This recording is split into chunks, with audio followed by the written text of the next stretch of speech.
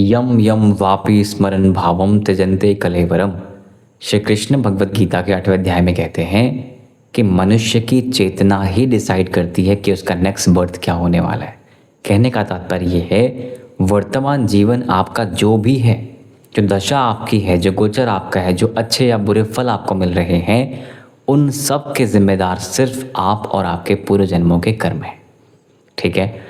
वर्तमान जीवन में, वर्तमान जन्म में, वर्तमान समय पे गुरु का अतिचार चल रहा है और गुरु का अतिचार हर 80 से 90 साल में जब जब आता है तो एटमॉस्फेयर के लेवल पे, इस सामाजिक परिपाटी के लेवल पर कुछ विध्वंस करता है, जो कि हम देख रहे हैं।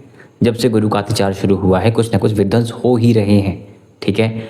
वर्तमान समय में इस अतिचार के मध्य में गुरु उच्च का हो रहा है और उच्च की अवस्था में आकर के मकर राशि आपके लिए आपके 7th हाउस में उच्च का हो जाएगा। तो क्या रिजल्ट्स देगा, इस चीज़ को हम समझेंगे आज के वीडियो में। नमस्कार मित्रों, मेरा नाम है ब्रजेश मिश्र। मैं आपका स्वागत करता हूं अपने channel scientific astrology with Brajesh Mishra पर, जहां पर हम विज्ञान और ज्योतिष को क्लब करके समझने का प्रयत्न करते हैं। मित्रों, जब गुरु अतिचार करता हुआ उच्च का होगा, गुरु नैसर्गिक रूप से संतान का कारक है, शिक्षा का कारक है, अध्यात्म का कारक है, अटल संपत्ति का कारक है, सुख का कारक है, भाग्य का भी कारक है। तो जब गुरु उच्च का होगा, कंफर्टेबल होगा, तो ऑब्वियसली आपके इन सारे भाव या इन सारी चीज़ें जिसकी हमने बात करी है, ये भी उच्च के होंगे। यानी भाग्य में वृद्धि, संतान के योग, विवाह सुख के योग, ये सारी चीज़ें ऑटोमेटिकली फ्रेम में आती हैं, ऑटोमेटिकली बेहतर हो जाती हैं। गुरु की 2 राशियाँ भी हैं, धनु और मीन। इन 2 राशियों का स्वामी है गुरु, यानी कि मकर राशि के लिए धनु और मीन एक तो 12वें घर में है, 9वीं राशि धनु राशि, और जो मीन है वो 3रे घर में है। ठीक है। तो 3रे घर का स्वामी प्लस 12वें घर का स्वामी उच्च का हुआ है। जनरली देखा जाए ये दोनों भाव बड़े अच्छे भाव नहीं माने जाते, 3रा भी और 12वां भी। लेकिन हर भाव सबके लिए बुरा हो और हर भाव सबके लिए अच्छा हो ऐसा नहीं होता। हर चीज़ से संबंधित कुछ पॉजिटिव भी है, कुछ नेगेटिव भी है। हर सिक्के के 2 पहलू हैं। गुरु का गोचर जो हो रहा है, इसका पॉजिटिव क्या हर मकर राशि के व्यक्ति को सब पॉजिटिव पॉजिटिव पॉजिटिव मिलेगा, या इसका नेगेटिव तो क्या मकर राशि के हर व्यक्ति को नेगेटिव नेगेटिव नेगेटिव मिलेगा? ऐसा नहीं है। हर व्यक्ति के ऊपर पॉजिटिव हो या नेगेटिव हो, इन्फ्लुएंस तो करेंगे ही करेंगे, लॉ ऑफ क्वांटम एंटेंगलमेंट। ठीक है, वो करेंगे ही करेंगे। अगर किसी का संतान योग बढ़ रहा है, विवाह वाला भाव बढ़ रहा है जो कि पॉजिटिव हो रहा है, तो सबके ऊपर जाएगा।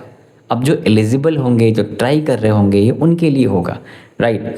और जैसी आपकी दशा चल रही होगी, गोचर आपको वैसा साथ दे देगा। यानी दशा में कहीं भी, चाहे वो भुक्ति में हो, चाहे वो अंतरा में हो, चाहे वो महादशा में हो, कहीं भी गुरु अगर है तो ये मान के चलिएगा कि वो गुरु का इन्फ्लुएंस गोचर के माध्यम से जो कुछ आज हम बात करेंगे वैसा सा आपको दिखता हुआ दिखेगा या मिलेगा। ठीक है। तो 7वें घर में गुरु देखा जाए आपके 1st हाउस को देखेगा, आपके इनकम वाले भाव को देखेगा, यानी 11th हाउस को भी देखेगा, और 1st के बाद फिर 3rd हाउस को देखेगा।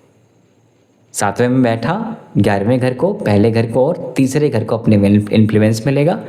12वें घर को भी इन्फ्लुएंस मिलेगा, बिकॉज 12वें घर का ही स्वामी है।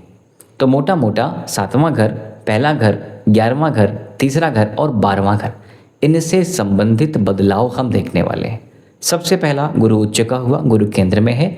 आपके व्यक्तित्व को लेकर, पर्सनालिटी को लेकर, आचार विचार व्यवहार को लेकर, आपके डी फेम को लेकर, आप फेम को लेकर जो कुछ चीज़ें आपके साथ नेगेटिव चल रही हैं उसको ये एलिमिनेट करता है, कम करता है और पॉजिटिविटी को इन्हेंस करता है।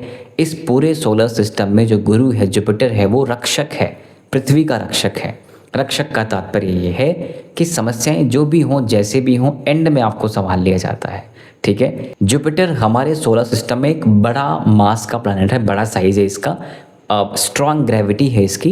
तो पृथ्वी की तरफ आने वाली जो समस्याएं आती हैं, जो उल्का आते हैं, जो एस्टेरॉइड्स आते हैं, इनको ये अट्रैक्ट कर लेता है और पृथ्वी को सेव करता है, रक्षा करता है। हम भी पृथ्वी ही हैं। पृथ्वी पर निकले हुए हम जैसे क्षुद्र लोग पृथ्वी ही समझिए। जैसे हमारे शरीर में रुएं हैं, इनकी पहचान शरीर से है, ऐसे ही हमारी पहचान इस पृथ्वी से है। ठीक है। तो जो पृथ्वी के लिए रक्षक, हमारे लिए रक्षक, कुंडली में भी गुरु रक्षक का ही कार्य करता है। विवाह वाले भाव में बैठा है तो जहाँ पर ये देख रहा है उस भाव से संबंधित एक काफ़ी पॉजिटिविटी देता है। इसकी दृष्टियाँ अमृतमयी कही जाती हैं। पर्सनालिटी को लेके, आचार विचार व्यवहार को लेके, नेम फेम को लेके, स्वास्थ्य को लेके पॉजिटिविटी एक्सपेक्ट करिए। ठीक है। गुरु का इम्पैक्ट इनकम पे है, इच्छाओं की पूर्ति पे है, कामनाओं की पूर्ति पे है, सिबलिंग्स पे है, और ये चीज़ें भी बेहतर हो रही हैं। गुरु विस्तारवादी है, अपग्रेड करता है, एक्सपेंशन करता है। तो आपके पर्सनैलिटी में, आचार विचार व्यवहार में, इनकम में, आपके लाभ में, आपके सिबलिंग्स के बुद्धि विचार या उनके लाभ को लेकर के भी पॉजिटिविटी यहाँ पर दिखती है। सेम टाइम पे गुरु का इम्पैक्ट आपके पुरुषार्थ पराक्रम पे भी जा रहा है। पुरुषार्थ पराक्रम के लिए गुरुदेव बहुत अच्छा नहीं माने जाते। कारण है कि गुरु एक तो वृद्ध ग्रह है, दूसरा जो बड़ा साइज जो मेंटेन करेगा वो बहुत एक्टिव नहीं हो पाता, उसको मूव करने में टाइम लगेगा। ठीक है। तो यहाँ पर आलस, लेथार्जी के योग बनेंगे। और ऑब्वियसली गुरु भोजन का कारक है, गुरु फैट का कारक है। तो यहाँ पर जो भी जातक अगर एक्सेसिव फैट या नॉर्मल फैट की तरफ भी जाएगा तो उसके फैट बढ़ने शुरू हो जाएंगे बॉडी में, बिकॉज गुरु फर्स्ट हाउस को देख रहा है, शरीर को देख रहा है। तो जब फैट बढ़ेगा तो ऑब्वियसली एनर्जी, स्टेमिना कम हो जाती है। इसलिए इस फेज़ में डाइट बड़ी इंपॉर्टेंट है। अगर वो प्रॉब्लम हुई तो फिर दिक्कत हो जाएगी। गुरु धन का कारक है, उच्च का हुआ है, केंद्र में हुआ है, अच्छा ही समझिएगा। व्यय वाले भाव का स्वामी गुरु बली हुआ है और विवाह वाले भाव में चला गया है, तो ये वैवाहिक समस्याओं को थोड़ा सा ज़रूर दिखाता है, यानी कि मतभेद को दिखाता है, कलह को दिखाता है, अहंकार को भी दिखाता है। गुरु अहंकार का प्रतीक भी होता है। फर्स्ट हाउस की तरफ इसका इम्पैक्ट है, इसलिए विशेषकर अपने आचार विचार व्यवहार में अहंकार को मत आने दीजिएगा, क्योंकि गुरु जो है ना वो सिंपैथी लेके चलता है, सहानुभूति लेके चलता है, सब कुछ साथ लेके चलता है, सिखाने, पढ़ाने, समझाने का कार्य करता है। मकर राशि के लिए गुरु का इम्पैक्ट, एक तो देखा जाए पहली बात, संबंध जो है आपके लग्नेश या आपके राशि के लॉर्ड के साथ गुरु के न्यूट्रल है। मकर राशि के लिए देखा जाए गुरु का इम्पैक्ट क्या होता है, मकर राशि में गुरु नीच का होता है।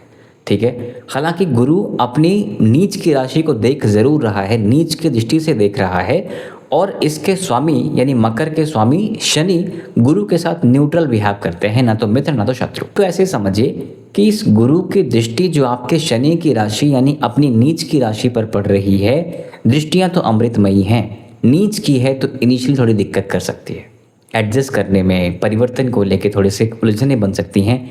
शनि आपके पुरुषार्थ पराक्रम भाव में बैठा है, आपसे एक्स्ट्रा एफर्ट की डिमांड करता है। एक्स्ट्रा एफर्ट की डिमांड का मतलब शनि वैसे भी न्याय और कर्म का देवता है। कर्म का देवता है तो आपसे अथक परिश्रम जरूर कराएगा, और वैसे भी अगले ही महीने यानी जुलाई के आसपास ही आपको, जून के बाद जुलाई के आसपास आपको शनि का वक्रत्व भी दिखेगा, तो फिर आपको एक्स्ट्रा एफर्ट डालेगा। ये गोचर, गुरु का गोचर 2 जून से 31 अक्टूबर के बीच में है, इसी बीच में शनि का वक्रत्व भी है। तो एक्स्ट्रा एफर्ट और एक्स्ट्रा फ्रिक्शन देने के लिए आप तैयार रहिएगा अगर अच्छा रिजल्ट आप एक्सपेक्ट कर रहे हैं तो। तीसरे घर में बैठ करके शनि आपके भाग्य स्थान को देखेगा, और शनि जैसा ग्रह जब भाग्य को देखे तो भाग्य से बिल्कुल उम्मीद नहीं करनी है, सिर्फ कर्म ही आपके वश में है। नियतम कुरु कर्मत्वम कर्म ज्यायो है कर्मण, तो कर्म जरूर करिएगा।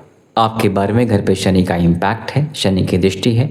12वें घर का स्वामी आपके 7वें घर में आके बैठा हुआ है, इसलिए विवाह संबंधित और पार्टनरशिप संबंधित चीज़ें, नॉट ओनली मैरिज, पार्टनरशिप संबंधित चीज़ों में आपको लेन देन को लेके बेहद सावधानी बरतनी चाहिए। बंधु भी सत्याग योग बनेगा, इससे आपके साथ चीटिंग्स के योग भी हैं, और निवेश में, इन्वेस्टमेंट में आपको हानि के योग भी दिखते हैं। करंट टाइम पर राहु के कारण, सेकेंड हाउस में राहु के कारण दुर्मुख योग का निर्माण भी हुआ है। दुर्मुख योग का मतलब आपको वाणी को लेकर, ईएनटी को लेकर समस्याएं भी होती हैं, और कुछ गलत मुंह से निकलने के योग भी बनते हैं, यानी कि आपको सोच समझकर बोलना चाहिए, अब्यूजिव या इम्पल्सिव नहीं होना चाहिए। ये समय ऐसा ही है। तामस भोजन, विषाक्त भोजन के भी योग हैं, इसलिए भोजन भी आपको बहुत सावधानी से ही करना चाहिए। गुरु वसा का कारक है, कुछ भी ऐसा वैसा खाना आपको परेशान कर सकता है, गट को डिस्टर्ब कर सकता है। ऊपर से शनि आपके गट को देख भी रहा है, 5th हाउस को देख भी रहा है, गैस्ट्रिक इश्यूज़ को लेकर, स्टमक को लेकर समस्याएं करने के योग यहाँ पर बनते हैं।